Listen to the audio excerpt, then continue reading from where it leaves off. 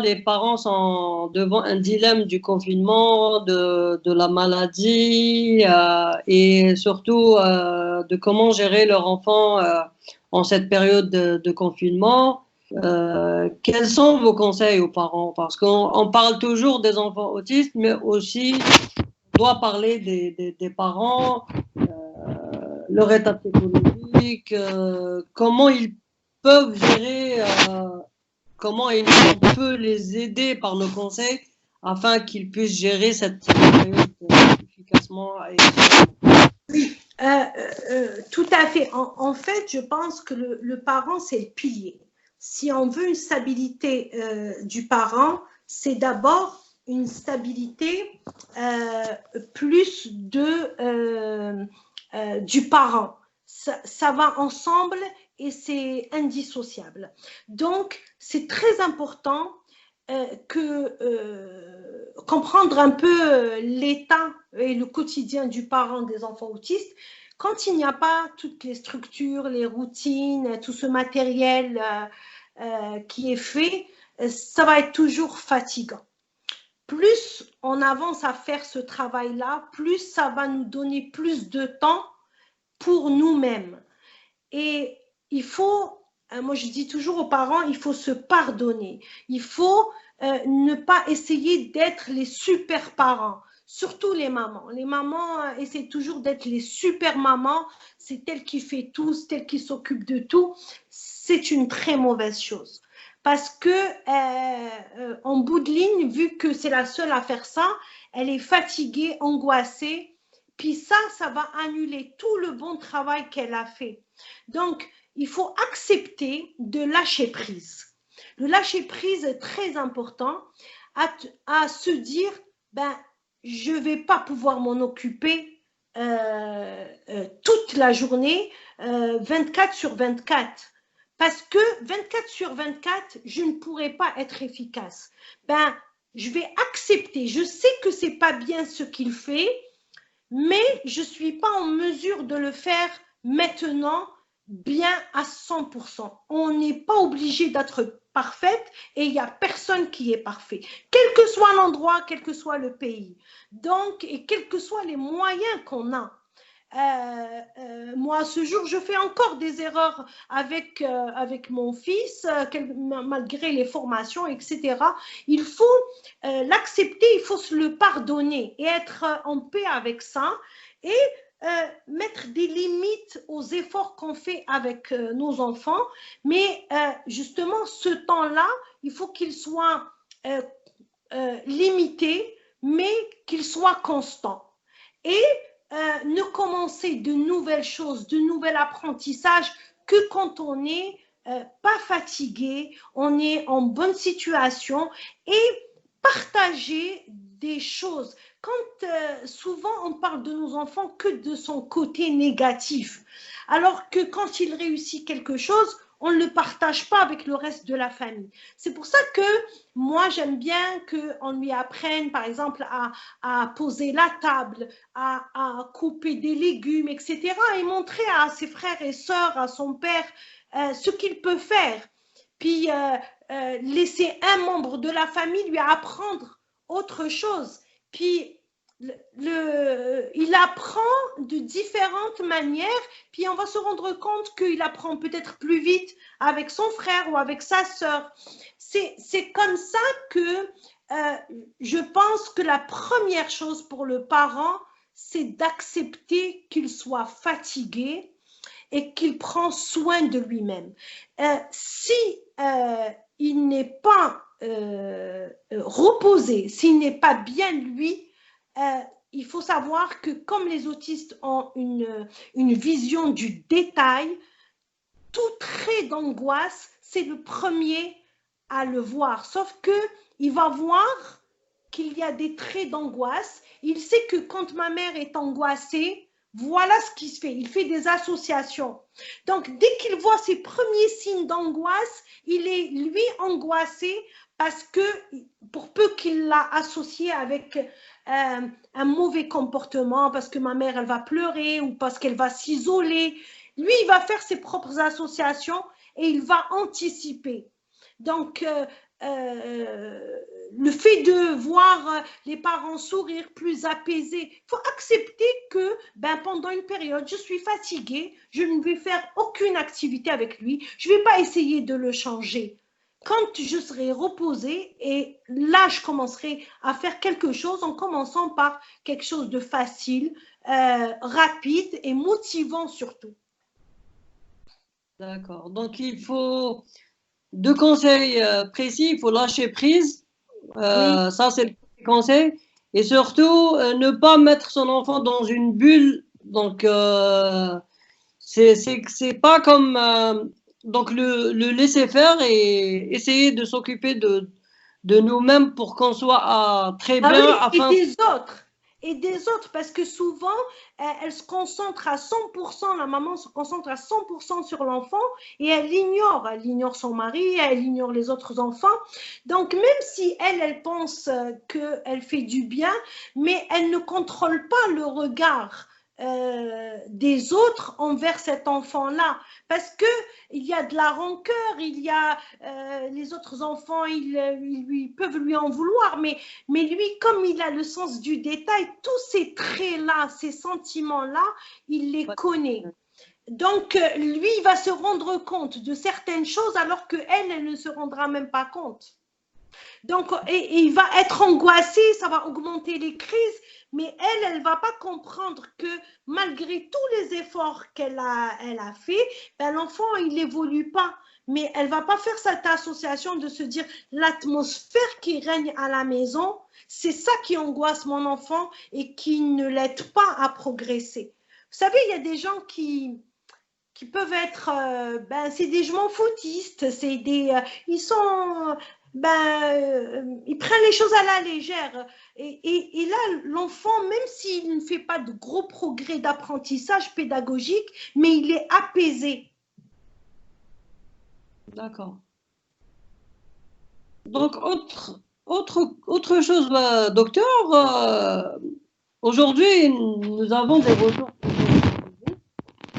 sur Internet qu'on trouve largement diffusées sur Internet et qui pourront aider les parents des enfants autistes, des conseils, des... Est-ce que vous avez des ressources bien précises à nous donner, à les donner aux parents pour qu'ils puissent répondre aux questions, aux différents questionnements que les parents posent quotidiennement? Oui, je pense que d'abord, c'est important de savoir que tout ce qui circule sur Internet, il y a une étude aussi qui a été faite ici au Canada et on a démontré même ici que en fait 80% des informations qui circulent sur l'autisme n'est pas scientifique. Donc il n'y a que 20% qui soient scientifiques. Il y a des méthodes, il y a des choses qui sont validées, qui ont des inconvénients et des avantages, des inconvénients. Le 100% juste n'existe pas. Il n'y a pas des experts à 100% dans l'autisme. Ça n'existe pas aussi parce que l'autisme, c'est c'est d'abord le parent et sa connaissance. Et c'est des professionnels dans différents domaines, l'ergothérapie, la communication, les enseignants. Chacun a une petite expertise. Donc, quand moi, souvent, je vois passer des conseils et les gens sont catégoriques que ça va fonctionner à 100%, tant qu'on ne connaît pas l'environnement de l'enfant, on ne peut pas garantir à 100% les méthodes. Il faut toujours faire attention sur les choses qui circulent, les conseils. On peut tester. On peut tester une fois, deux fois, trois fois des choses qui ne sont pas nocifs. Moi, je demande toujours, quand les gens ils postent quelque chose, c'est bien de poster la source d'où ils ont ramené ça, ou qu'ils précisent, moi, c'est ce que je fais dans mes formations, c'est qu'il y a des choses qui sont validées, c'est des méthodes validées où je dis la source d'où ça vient, et des fois, c'est des choses que j'ai apprises par moi-même ou en partageant avec d'autres familles qui ont des idées, parce que le parent, il a des outils qui peuvent fonctionner, ils ont fonctionné sur son enfant. Peut-être qu'ils ne vont pas fonctionner sur tous les enfants, mais juste une partie. On peut partager l'expérience parce que les enfants ne sont pas tous semblables. Comme tous les enfants, chacun a des faiblesses dans certaines choses, des forces dans certaines choses. Et le parent est la meilleure personne qui peut observer et tester des choses, à condition que les tests, ce ne soient pas des médicaments, ce ne soient pas des choses nocives. Quelque chose, je vais vous donner un exemple qui est très fréquent en Algérie. Des parents, ils me disent, Ruqya, est-ce que... moi, je dis, pour des parents qui n'ont rien, eh bien oui, ça peut être efficace. Pourquoi? Parce que le fait de faire quelque chose, le parent, il n'a rien comme outil. Il n'a pas les moyens. Le fait de... En fait, c'est pas Ruqya qui a un impact, c'est l'humeur du parent, pensant qu'il est en train de faire quelque chose pour son enfant, cette satisfaction du parent, cet impact, il est positif sur l'enfant. Donc, il faut savoir, moi je ne donne pas les mêmes conseils à quelqu'un qui habite dans un petit village où je sais qu'il ne va pas avoir accès à une imprimante, il ne va pas avoir, donc je m'adapte à son environnement pour lui dire prends telle chose, prends un bidon, l'idée c'est d'être dans la peau dans l'environnement de ces familles-là et les conseiller. Parce que si les gens pensent que tel régime, telle vitamine, c'est ça, généralement, c'est ça qui va apporter quelque chose, alors que eux ne sortent même pas de la maison. Vous voyez comment la frustration, non. Il faut savoir, moi, il y avait du matériel ici que j'achetais très cher, et qu'on est parti à Saïda ou à Bdjaïa et on a pu le faire avec les moyens de bord. Par exemple, je vous donne l'exemple de la couverture lourde. Ici au Canada, elle coûte entre 500 et 600 dollars parce que les enfants, souvent, il y a des enfants qui ont besoin de quelque chose de lourd sur eux pour qu'ils puissent dormir et de façon prolongée. Eh bien, c'est clair qu'on ne pouvait pas apporter ça chez nous, c'est trop cher. Ben, ils avaient une couverture traditionnelle qui s'appelle Bourabeh, qui était très, très lourde à Saïda, un truc traditionnel que toutes les familles avaient. Puis, il y avait une maman qui est aussi membre de l'association et qui a essayé cette couverture sur l'enfant. Et son fils a dormi toute la nuit. Donc, vous comprenez, c'est que les méthodes, il faut savoir les adapter. Il faut pas... moi, je donne juste un petit conseil. Les gens qui font du coaching et qui sont sûrs à 100%, il faut toujours s'en méfier. Parce que moi, à ce jour, il n'y a aucune certitude. On pense, on avance, on apprend tous les jours. Il faut accepter de faire des erreurs, de corriger ces erreurs et d'avancer. Et il ne faut pas s'en vouloir. Il y a des pages sur Facebook qui sont plus ou moins sérieux. Moi, quand j'ai l'occasion de voir des choses où il y a des certitudes sur des choses qui ne sont pas validées, je mets quand même un commentaire parce que c'est ma responsabilité, mais sans être dans la critique trop négative, parce que c'est des efforts.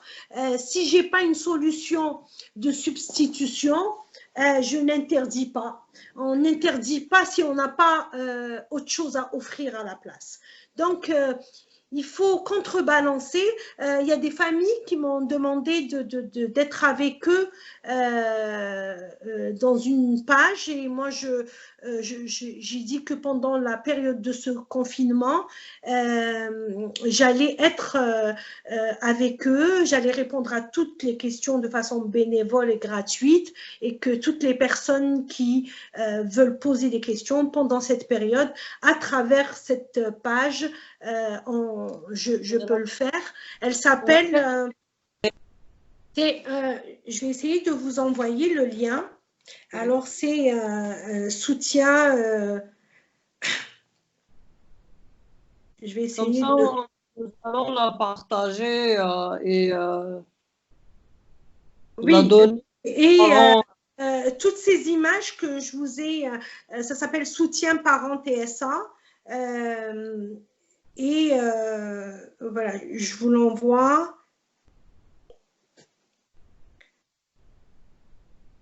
Alors. Je vais essayer de la partager pour qu'ils puissent rejoindre la communauté. Comme ça, ils pourront bénéficier de vos conseils et de plusieurs conseils de plusieurs spécialistes. Ben oui, parce qu'ils peuvent. Et puis, ce qui est bien, c'est que moi, autant que parent, coach, etc., quand je donne une méthode comme ça, les gens peuvent me challenger. Ils peuvent ne pas être d'accord avec moi. Et c'est une bonne chose parce que ça nous permet au moins de pouvoir se remettre en question, aller plus loin dans l'explication, parce que vous allez donner, parce que des fois on donne un conseil mais on ne dit pas le pourquoi. Mais quand vous êtes challengé, là vous êtes obligé de donner le pourquoi et vous leur donnez une façon de comprendre mieux l'autisme. Et c'est ça qui est bien. Je ne sais pas si vous l'avez reçu. Oui, je viens de la recevoir et je viens de la partager. Voilà, c'est Soutien Parents TSA.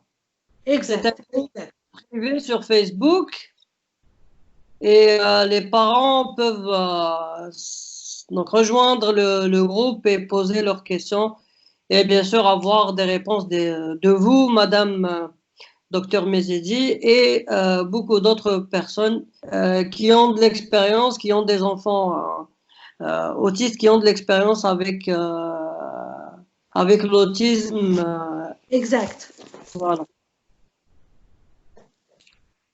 Donc, pour terminer notre conversation et notre interview sur une note positive, on parlait tout à l'heure sur les points positifs que cette situation peut nous apprendre. Donc, le confinement, en fin de compte, n'a pas que des aspects négatifs, mais plutôt il y a des aspects positifs. Pouvez-vous nous parler plus de ces aspects afin de faire remonter le moral à ses parents, même nous, pas autant que parents autistes, mais il faut voir les choses du bon côté, n'est-ce pas? Oui, en fait, juste savoir, on a parlé tout à l'heure des mamans, des super mamans là qui s'occupent surtout elles-mêmes de l'enfant. Le confinement permet que, en fait, on soit tous ensemble autant que famille et que chacun observe. Puis c'est bien de faire participer, comme j'ai dit, les autres membres de la famille pour mieux observer et pour agir avec l'enfant. En fait, partager, de s'occuper de cet enfant entre le père, la mère, les frères et sœurs, la grand-mère, et de découvrir que, parce que pour comprendre son enfant, il faut l'observer.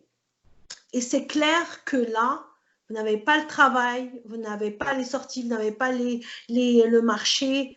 Là, vous avez que ça.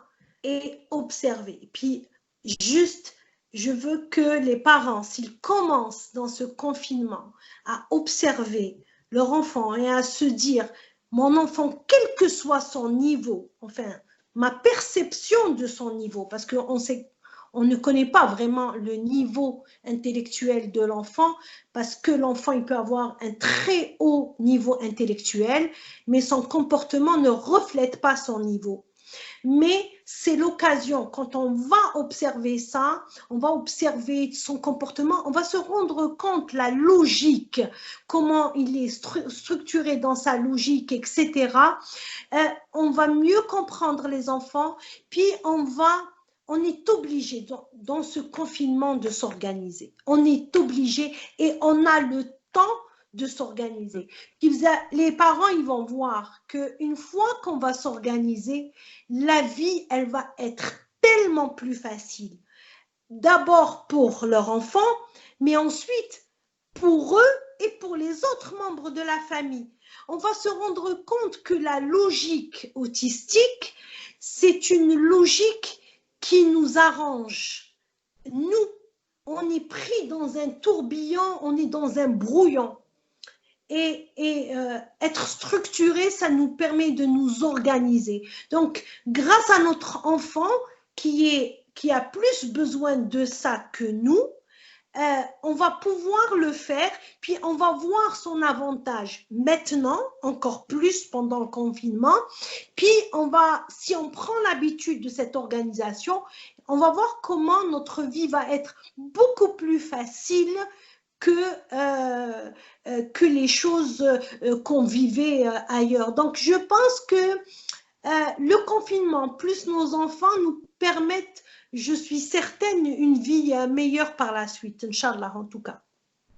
Inch'Allah. Ben voilà, sur ça, on termine sur un point très très positif et il faut bien prendre les choses et profiter de ce temps-là pour s'approcher plus de notre enfant et de le connaître plus et d'avoir plus d'attention envers notre enfant.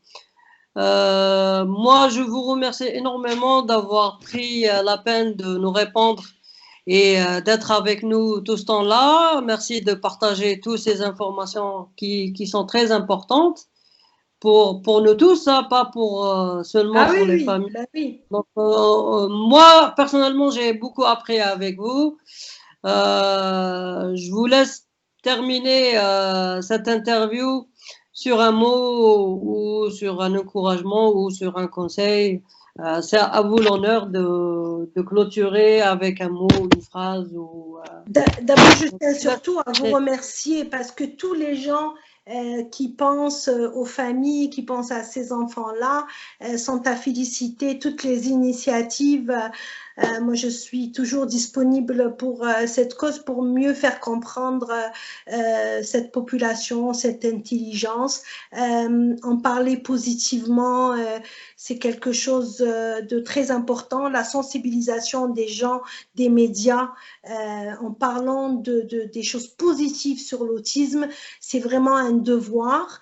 Et j'espère que ce confinement va passer, on va apprendre énormément, qu'il n'y aura pas beaucoup de dégâts, que ce soit ici, en Algérie ou partout dans le monde, et que tous les sacrifices sur le plan humain ou économique puissent avoir un impact positif sur notre vie ultérieure. Ben, merci beaucoup. Moi aussi, je vous salue, vous particulièrement pour votre combat de tous les jours, autant que maman d'un enfant autiste. Je salue tous les parents, que ce soit en Algérie ou au Canada ou dans le monde entier, qui sont justement mobilisés pour le bien de leur enfant. Je salue aussi l'association L'Amal, ainsi que sa présidente Myriama et toute l'équipe, Mona et toute l'équipe qui font un travail énorme avec nos enfants autistes. Et je vous dis merci encore une fois. Et on se verra, Inch'Allah, pour d'autres occasions ou pour d'autres interviews, Inch'Allah. Merci beaucoup. Merci. Merci à vous.